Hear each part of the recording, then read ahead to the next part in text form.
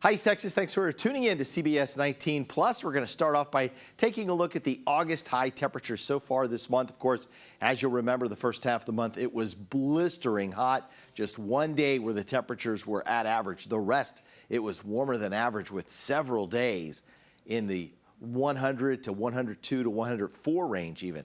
Well, the last few days, we're talking about temperatures in the mid-80s last Thursday, an average day Friday. Below average, even though it was 93 on Saturday, that's slightly below average. We popped back above average on Sunday and now the last 2 days. And even today, temperatures will be below average with those highs in the upper 70s to low 30s or low 80s. All right, we've had a lot of rainfall here the last several days, and the current burn bans in East Texas continue to fall away. We still have Panola County. We still have San Augustine and Sabine and Angelina County, the holdouts right now. Trinity County also included in those burn bans. But we're also seeing some burn bans beginning to disappear around the Dallas-Fort Worth Metroplex. Might take just a little bit longer for areas out to the west, which were just a little bit drier. All right, under the lights forecast. Of course, Friday's the big kickoff, but there is a game tomorrow night, Thursday, so we'll start with that.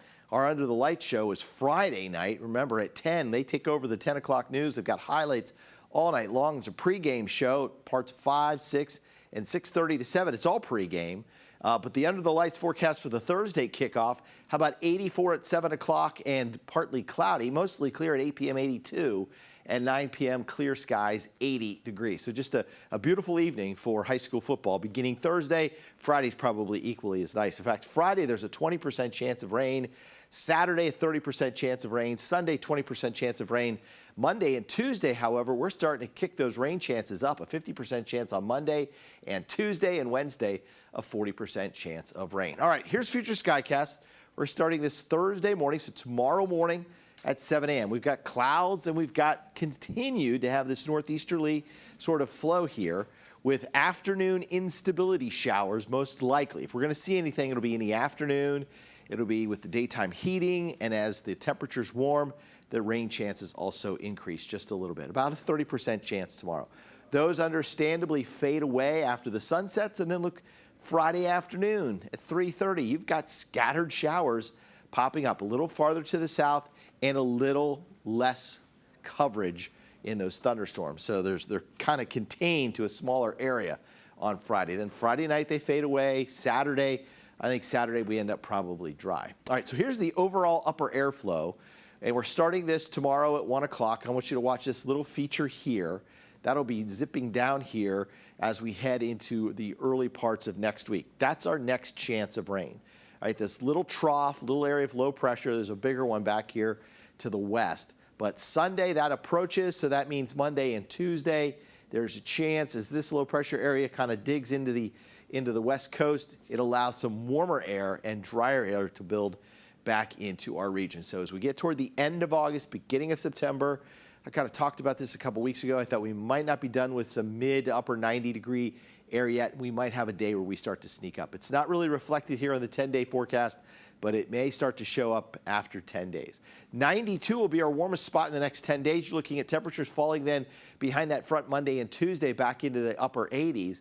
We start September below average, about 10 degrees below average, with daytime highs around 84 on the 1st of September. And then as we head into the first weekend of the new month, 85 on Friday and Saturday. All right, here's the rainfall forecast over the next 7 days.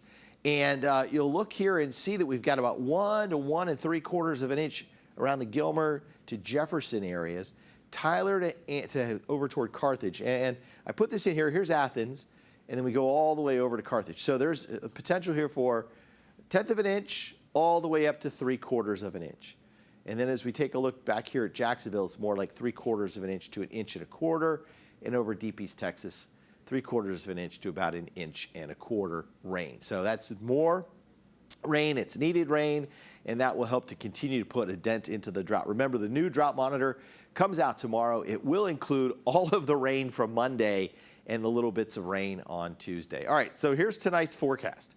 71 in Mount Pleasant under a partly cloudy sky. I think most of us are going to be dry tonight.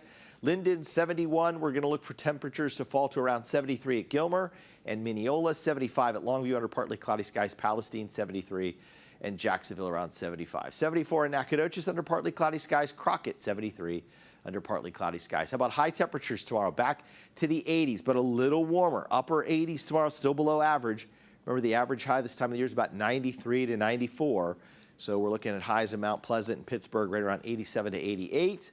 We've got a chance for an isolated shower or thunderstorm even in Smith County and Rusk County, Cherokee County over toward Harrison, and also Panola County with highs in the mid-80s, and then upper 80s out in Athens and in Canton. And over Deep East Texas, temperatures in the mid-80s. Lufkin 86, Nacogdoches 86, Crockett up to 90, Groveton up to 91, Palestine up to 89, and Jacksonville up to 88. So if you get a shower, it's just going to be an isolated shower Thursday, otherwise likely dry. A check of the tropics here as we take a look at the Gulf of Mexico. Not much going on.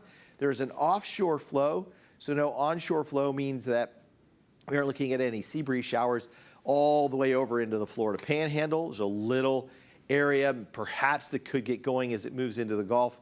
Right now, just off the Yucatan Peninsula, but otherwise, as we take a look out west here, you're looking at this one disturbance in the central Atlantic, really moving into the eastern Caribbean.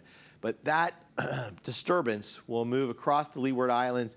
It only has about a 20% chance of becoming a named storm in the next 5 days. We go a little farther out to the Atlantic, all the way out to the eastern Atlantic, and you've got a disturbance right now just coming off the coast of Africa that in 5 days is also has about a 20% chance of becoming a named storm. So there are two systems out there. They would become, if they can become named storms, Danielle and Earl. At this point, and we're just about a week and a half away from the peak of hurricane season around September 10th, we've had just 3 named storms. If the next 2 storms have names, it'll be Danielle, it'll be Earl. Beyond that, Fiona, Gaston, Hermione, Ian, Julia, Carl, Lisa, Martin, Nicole. At this point, I'm not sure we're going to get that far into the names just because of the way things are going so far in this very slow season. All right, here's your Baylor Scott & White Texas Spine and Joint Hospital's 10-day forecast. So an isolated afternoon thunderstorm is possible on Thursday. Partly cloudy, likely dry on Friday. Isolated storm possible Saturday and Sunday with a high around 92 on Sunday. Monday, 90 with scattered thunderstorms possible by the end of the day. More scattered thunderstorms are possible Tuesday with highs sliding back into the upper 80s. Then once we make it into Wednesday, we're looking at highs around 87 with a 40% chance of rain. Continued unsettled into Thursday, 50% chance of rain and a high of 84.